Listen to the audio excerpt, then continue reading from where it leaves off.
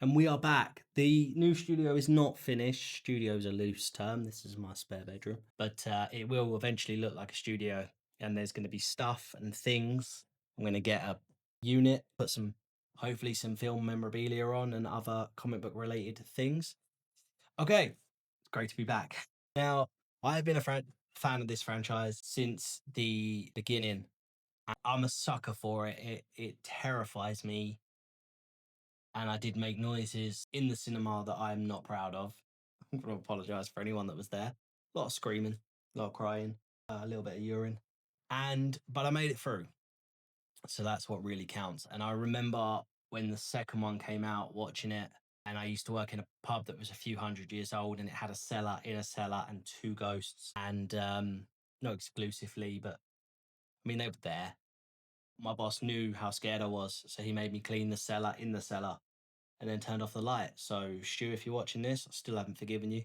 Okay, so I'm going to go through the good, the bad, and then we're going to rock on a little bit. So we start right at the beginning of their career where the real horror begins, childbirth, and they make it through, baby's all good. So we pick up a little later on in their career where they're dealing with not only skepticism from the public, trauma from events that they have experienced, and heart disease. This is where they meet their biggest challenge, Ivan Drago crossover.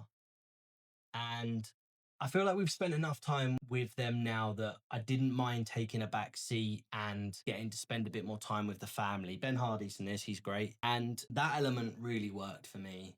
The Patrick Wilson and Vera Farmiga, they're fantastic. They slide into this role so well. And props to the makeup department as well, because the clothing is outstanding. There's a dude in this film with a popped collar, aviators, and tongs, and the sickest mustache you've ever seen on a human. And it occurred to me that I will never be that cool in my life. And there's some really interesting moments. There's a great moment where their daughter runs in and she says something along the lines of, "I keep seeing horrific things." And it's so well done. And I remember saying something similar to my mum after hanging out with my uncle, but we won't get into that. And you get a sense early on that she has the same abilities, and they explain later on down the line. It is done so well. And tension. This film is at its best when it's building tension. That's one of the positives. And I don't mind jump scares. I do not mind jump scares. I never have. My issue is, this is where I'm going to get into some of the cons. Bigger is not always better. Much like I tell the ladies, sometimes smaller's better. When you're making a horror and you feel like, do I need to put a 17-foot CGI doll in this? The answer is almost always no. It doesn't work. Even the best one, The Conjuring 2. Now, I know that the skeleton man, that was done with a contortionist, but the elements that weren't, you feel it, and it doesn't enhance the film. If anything, for me, when you spend so much time building tension and then CGI, it immediately pulls me out. And I'm a wimp. I will cry at anything.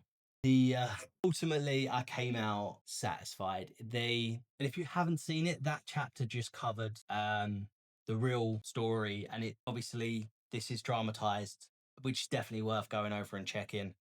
But yeah, ultimately, I can say I came out, I had a good time, plenty of scares. I'm happy. I would say if you're gonna watch this, definitely watch it in the cinema with your friends, because it's a much better time. I could see if I was at home, I'd be tempted to pick up my phone a little bit more.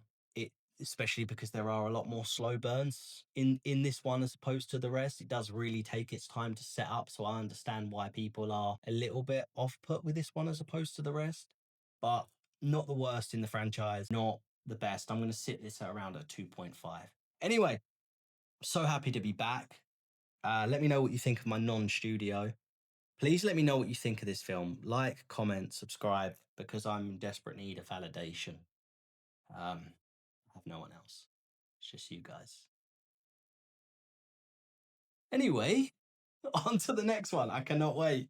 Thank you guys so much for being patient with me and for bearing with me a little bit. So thank you. Until the next one. Take care, guys.